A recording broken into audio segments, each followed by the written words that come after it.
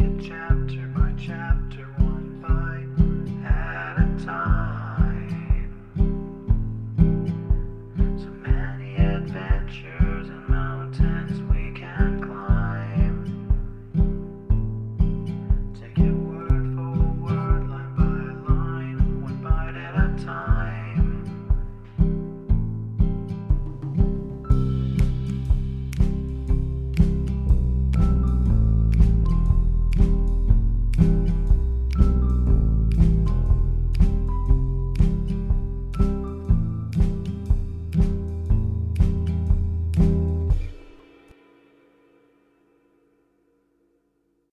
Welcome to Bite at a Time Books, where we read you your favorite classics one bite at a time. My name is Bree Carlile, and I love to read, and wanted to share my passion with listeners like you. If you want to know what's coming next and vote on upcoming books, sign up for our newsletter at biteatatimebooks.com. You'll also find our new t-shirts in the shop, including podcast shirts and quote shirts from your favorite classic novels. Be sure to follow my show on your favorite podcast platform so you get all the new episodes. You can find most of our links in the show notes. But also our website, biteatatimebooks.com, includes all of the links for our show, including to our Patreon to support the show, and YouTube, where we have special behind the narration of the episodes. We're part of the Bite at a Time Books Productions Network. If you'd also like to hear what inspired your favorite classic authors to write their novels, and what was going on in the world at the time, check out the Bite at a Time Books Behind the Story podcast, wherever you listen to podcasts. Please note, while we try to keep the text as close to the original as possible, some words have been changed to honor the marginalized communities who've identified the words as harmful, and to stay in alignment with Bite at a Time Books' brand values. Today we'll be continuing The Adventures of Tom Sawyer by Mark Twain. Chapter 25.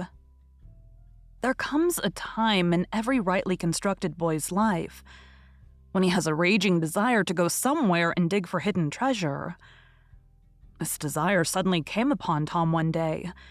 He sallied out to find Joe Harper, but failed of success. Next, he sought Ben Rogers. He had gone fishing. Presently, he stumbled upon Huck Finn, the red-handed. Huck would answer. Tom took him to a private place and opened the matter to him confidentially. Huck was willing. Huck was always willing to take a hand in any enterprise that offered entertainment and required no capital, for he had a troublesome superabundance of that sort of time which is not money. "Where'll we dig?" said Huck. "Almost anywhere." "Why is it hid all around?" "No, indeed it ain't. It's hid in mighty particular places. Huck, sometimes on islands, sometimes in rotten chests under the end of a limb of an old dead tree, just where the shadow falls at midnight, but mostly under the floor in haunted houses." "Who hides it?" "Why, robbers, of course. Who'd you reckon? Sunday school superintendents?" "I don't know. If 'twas mine, I wouldn't hide it. I'd spend it and have a good time." "So would I. But robbers don't do that way. They always hide it and leave it there." "Don't they come after it anymore?" "No, they think they will, but they generally forget the marks or else they die. Anyways, it lays there a long time and gets rusty, and by and by somebody finds an old yellow paper that tells how to find the marks. A paper that's got to be ciphered over about a week because it's mostly signs and hieroglyphics." Which? "Hieroglyphics. Pictures and things, you know, that don't seem to mean anything." "Have you got one of them papers, Tom?" "No." "Well, then how you going to find the marks?" "I don't want any marks. They always bury it under a haunted house or on an island or under a dead tree that's got one limb sticking out. Well, we've tried Jackson's Island a little, and we can try it again sometime. And there's the old haunted house up the Stillhouse Branch, and there's lots of dead limb trees. Dead, loads of 'em."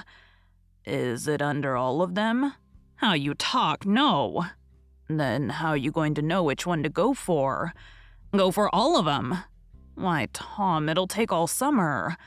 "Well, what of that? Suppose you find a brass pot with $100 in it, all rusty and gray, or rotten chest full of diamonds.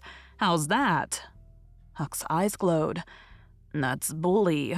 Plenty bully enough for me. Just you gimme the $100 and I don't want no diamonds." "All right, but I bet you I ain't going to throw off on diamonds. Some of 'em's worth $20 apiece.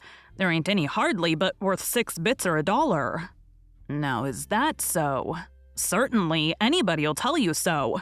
Ain't you ever seen one, Huck?" "Not as I remember. Oh, kings have slathers of 'em." "Well, I don't know no kings, Tom." "I reckon you don't. But if you was to go to Europe, you'd see a raft of 'em hopping around."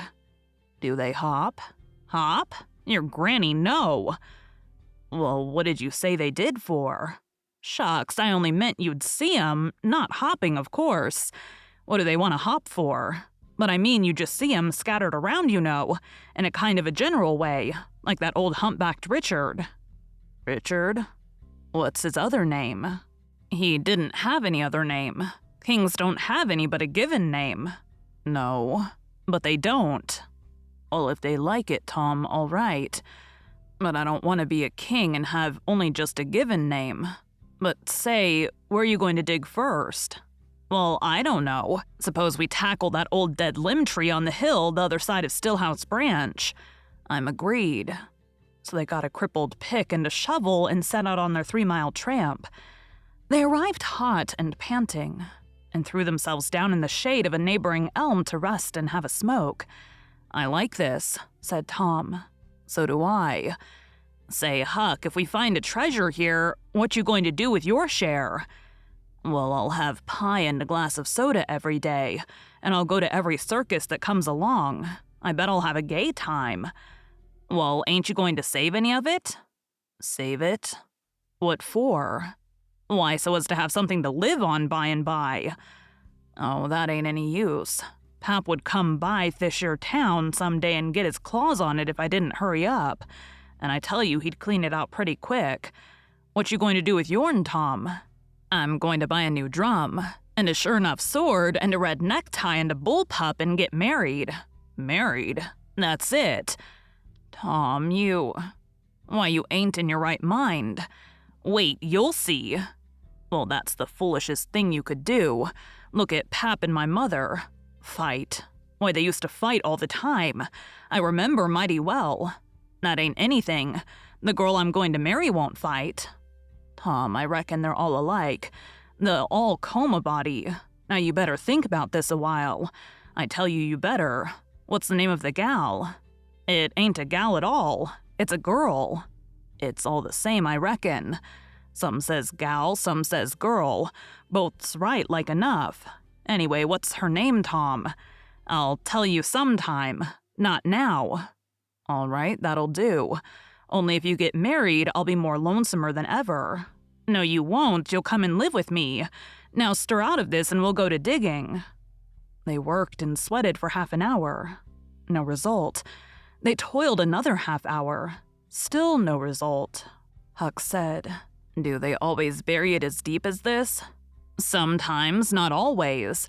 Not generally. I reckon we haven't got the right place." So they chose a new spot and began again. The labor dragged a little, but they still made progress. They pegged away in silence for some time.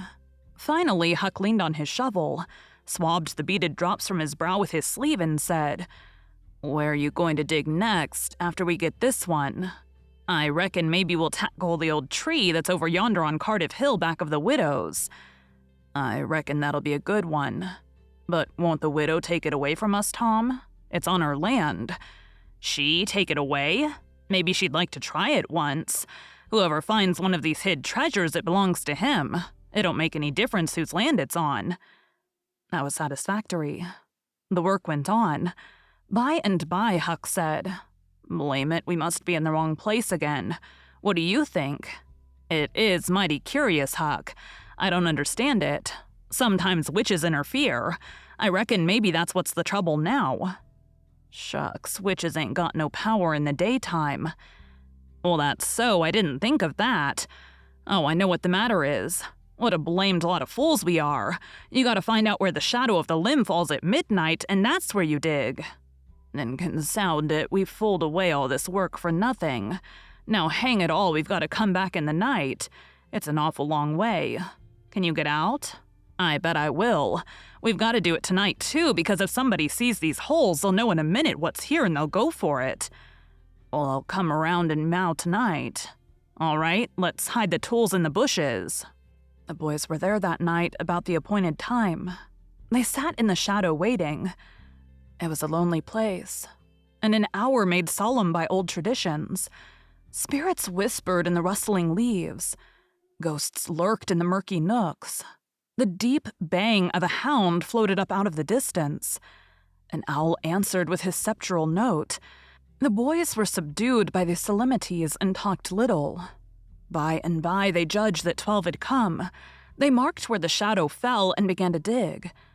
Their hopes commenced to rise. Their interest grew stronger, and their industry kept pace with it. The hole deepened, and still deepened, but every time their hearts jumped to hear the pick strike upon something.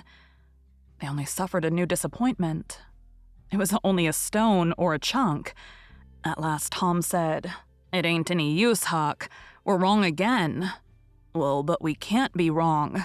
We spotted the shatter to a dot." "I know it, but then there's another thing."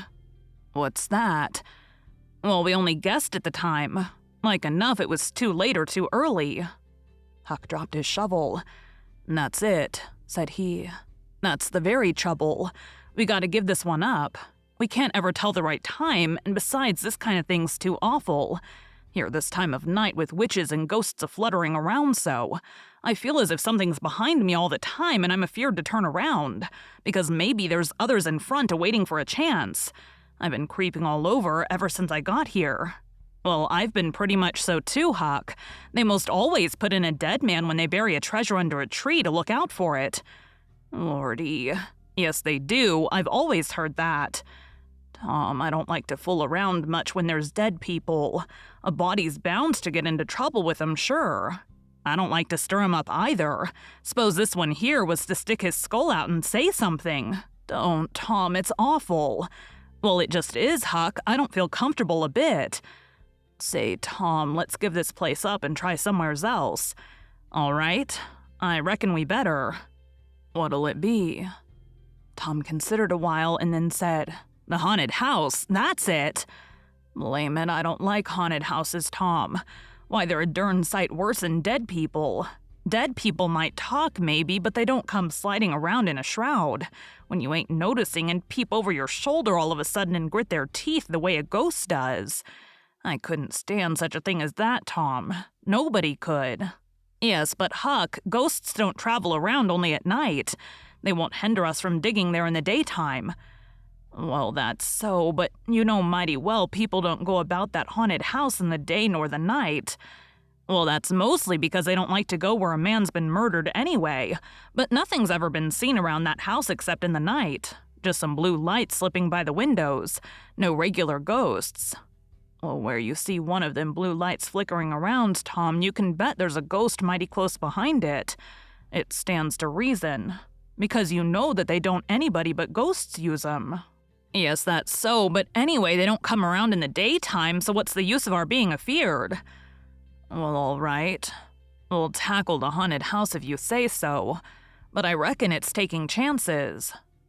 They had started down the hill by this time. There, in the middle of the moonlit valley below them, stood the haunted house. Utterly isolated, its fences gone long ago, rank weeds smothering the very doorsteps. The chimney crumbled to ruin. The window sashes vacant. A corner of the roof caved in.